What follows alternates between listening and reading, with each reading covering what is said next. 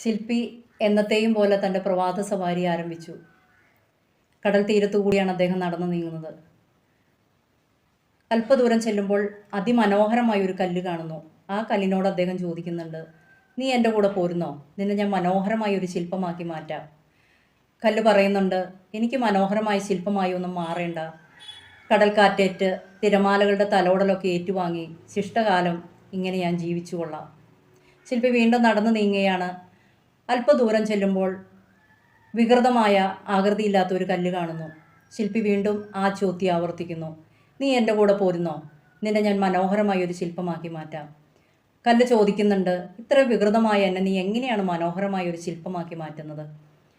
ശില്പി പറയുന്നുണ്ട്, നിനക്ക് മനസ്സുണ്ടെങ്കിൽ, നിനക്ക് ആഗ്രഹമുണ്ടെങ്കിൽ നിന്നെ ഞാൻ അതിമനോഹരമായ ഒരു ശില്പമാക്കി മാറ്റാം. അങ്ങനെ ആ കല്ലും ശില്പിയും ഒന്നിച്ച് യാത്രയാവുകയാണ്. പിന്നീട് ആ കല്ലിനെ അതിമനോഹരമായ ഒരു ശില്പമാക്കി മാറ്റി.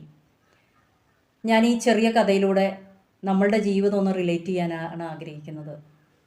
എത്ര വികൃതമായ കല്ലിൻ്റെ ഉള്ളിലും അതിമനോഹരമായ ഒരു ശില്പമുണ്ടെന്ന് പറഞ്ഞതുപോലെ നമ്മളുടെ ഉള്ളിൻ്റെ ഉള്ളിലും അസാമാന്യമായ കഴിവുകളുണ്ട്.